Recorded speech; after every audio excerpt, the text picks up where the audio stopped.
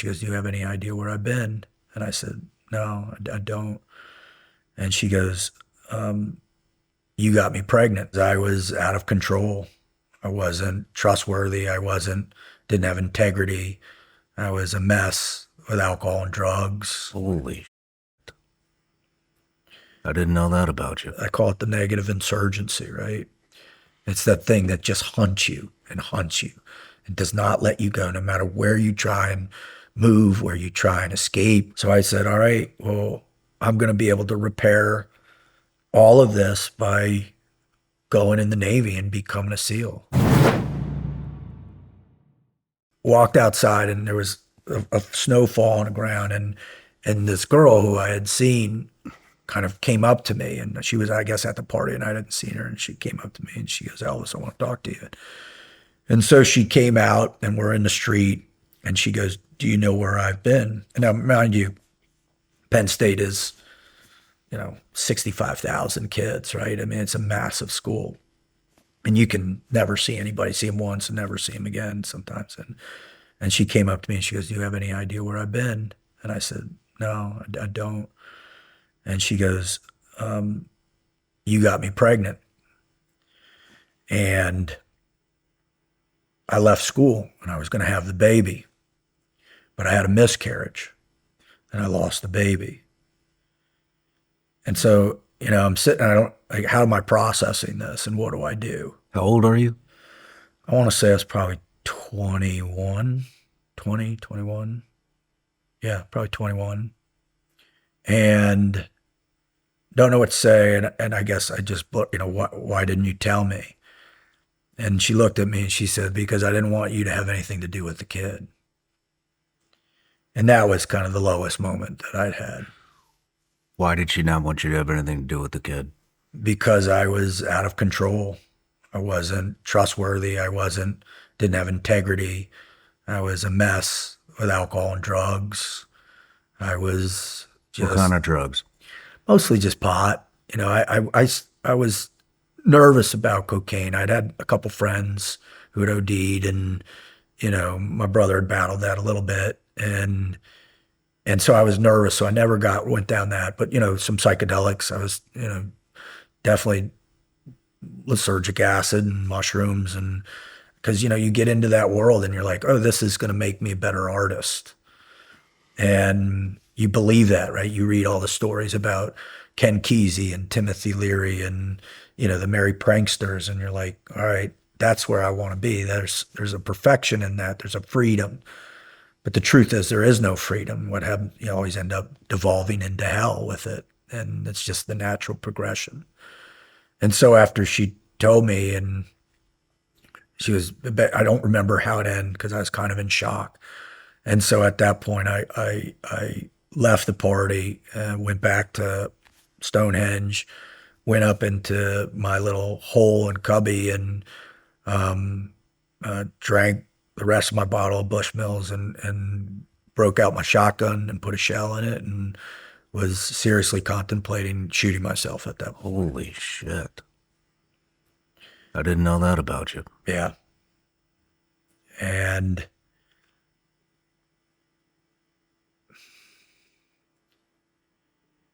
it's like everything slows down.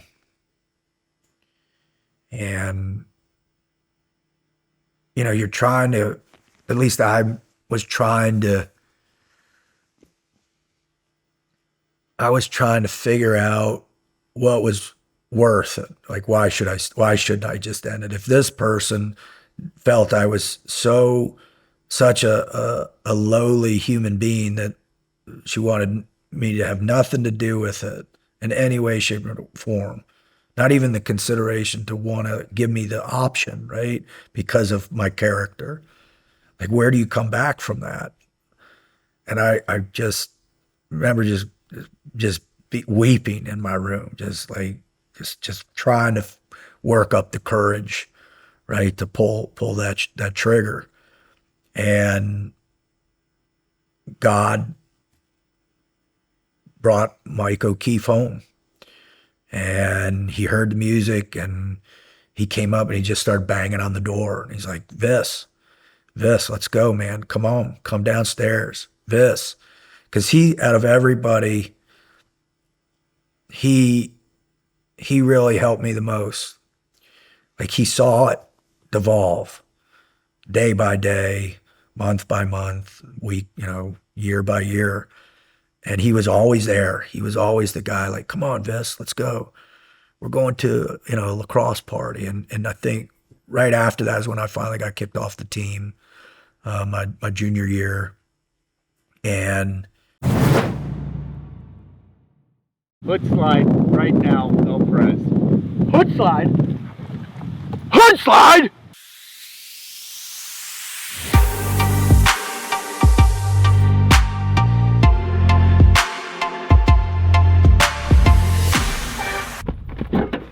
Are you gonna knock this fucking hood slide out or what? Bro, come on. What are you talking about? It's the fly. Oh my. The fly. The fly is on parade. Let's do it.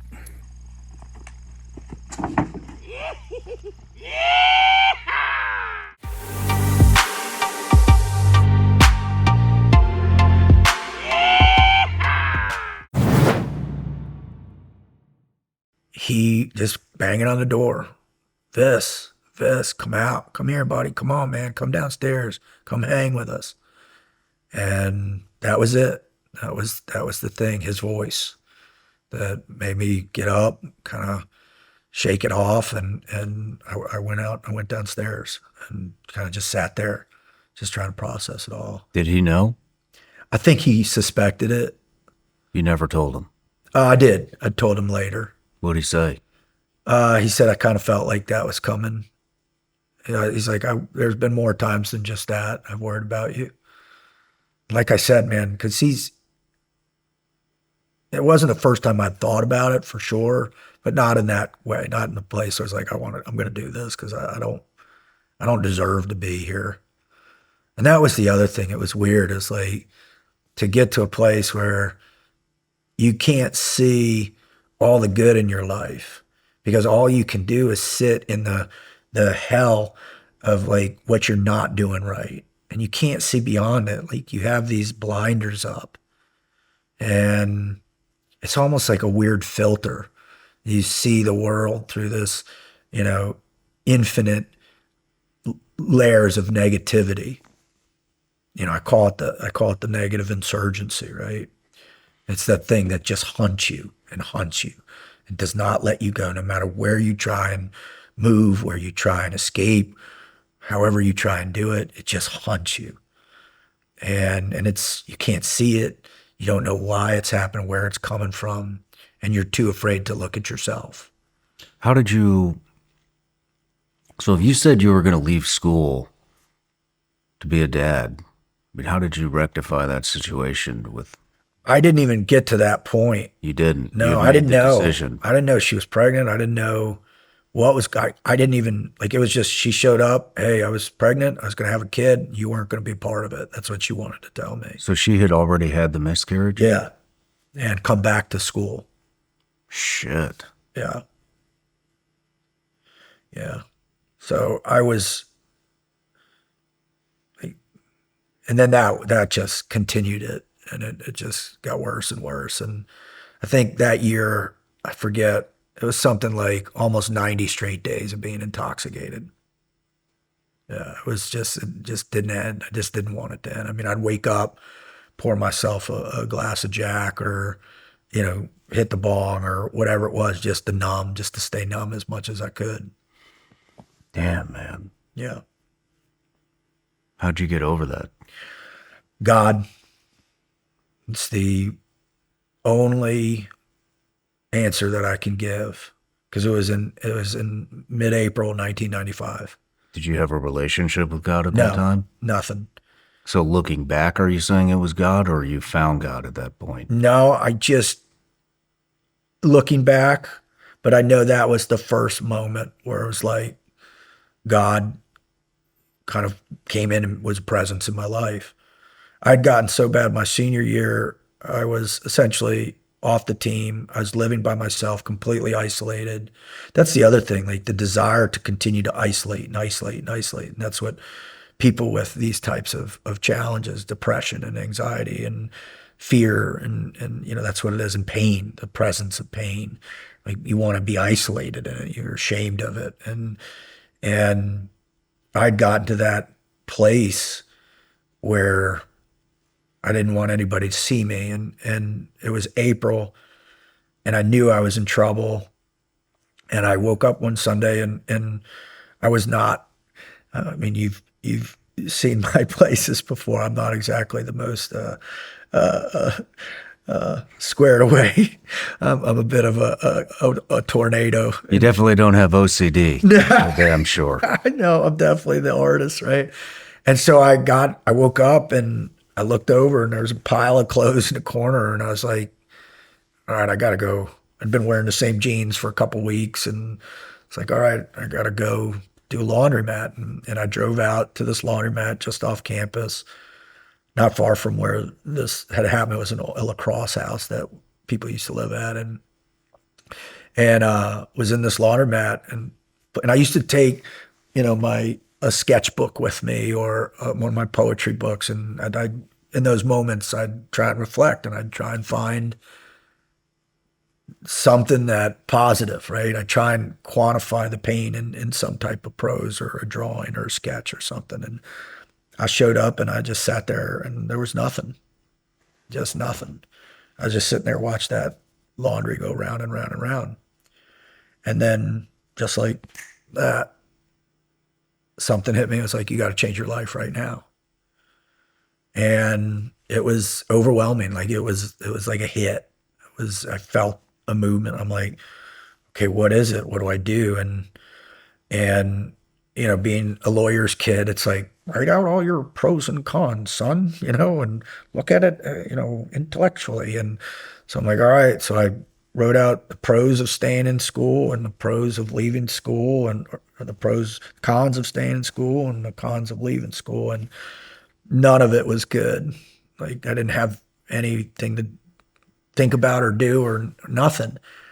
And then I got hit immediately with a thought, and it was because of Tony Gronsky from Scranton, PA. And Tony, when I was a freshman, he and his roommate Marlon lived next to me, and we became friends with Tony. He's just a great guy, amazing, total Scranton guy, but funny as hell, and had these little sayings he'd say, and we just loved him. We adopted him, and but he was older than us. He'd been in Army Reserves, and he was squared away. And as a freshman, he'd given me a book about Navy SEALs in Vietnam.